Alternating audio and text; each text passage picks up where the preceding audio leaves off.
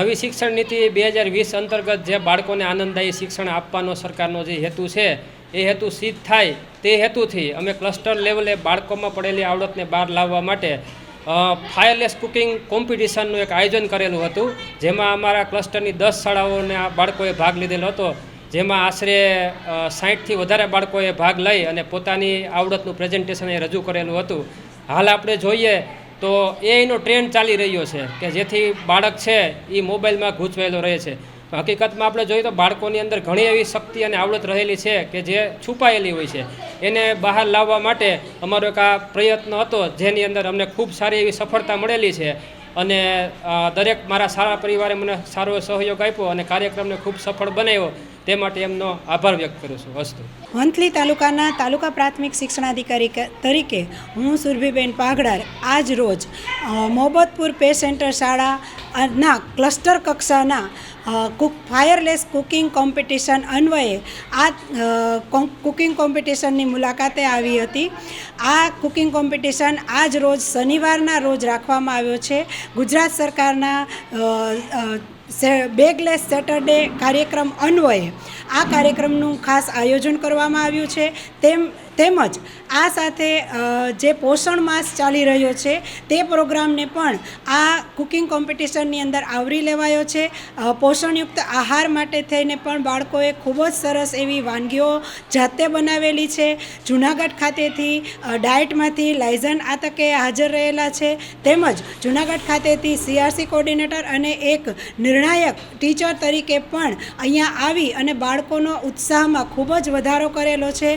બાળકોએ ખૂબ સુંદર રીતે વાનગીઓ બનાવી છે અને આ તકે હું બાળકોને ખૂબ જ શુભેચ્છાઓ પાઠવું છું કે તેમણે આવો સરસ કુકિંગ કોમ્પિટિશનની અંદર જાતે ભાગ લીધો છે.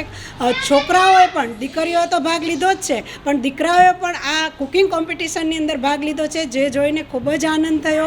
બાળકોએ સરસ મજાની વાનગીઓ બનાવી અને એમાંય ખાસ કરીને જે ખજૂર પાન બનાવેલું હતું ખૂબ જ કુદરતી રીતે અને કુદરતી બધી ઔષધિઓ વાપરીને બનાવ્યું હતું. ખૂબ સરસ હતું. Thank you.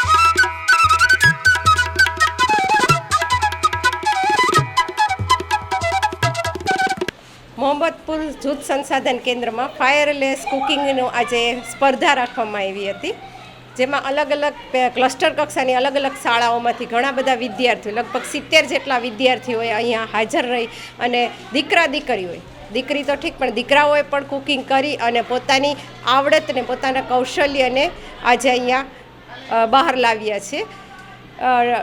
બેગલેસ આનંદદાયી શનિવારની સાથે સાથે પોષણ માસને પણ અહીંયા આવરી લેવામાં આવ્યું હતું. તમામ જે કંઈ વાનગીઓ બનાવી તે તમામ ફાયરલેસ હતી, એટલે ક્યાંય કોઈ આગને ઉપયોગ કરવામાં આવેલો નહોતો. સાથે સાથે તમામ વસ્તુ પોષણ સાથે, એટલે કે પૌષ્ટિક આહાર, બહારની કોઈ પણ બજારમાં મળતી વાનગીઓમાંની કોઈ પણ વાનગી બનાવવામાં આવેલ ન હતી, જેમાં ખજૂર રોલ, ખજૂરના પાન, ચાટ મસાલા, અલગ અલગ ચાટની વેરાયટીઓ જેને ડેકોરેશન કરી અને બહુ સુંદર રીતના બાળકોએ પ્રસ્તુત કર્યું. સાથે સાથે પોતે જાતે બનાવી અને જાતે કઈ રીતે બનાવી તેના ફાયદા સાથેની તમામ માહિતી અમને આપી હતી. અહીં મને નિર્ણાયક તરીકે બોલાવી તે બદલ મોહમ્મદપુર જૂથ સંસાધન કેન્દ્રનો હું ખૂબ ખૂબ આભાર માનું છું. આભાર.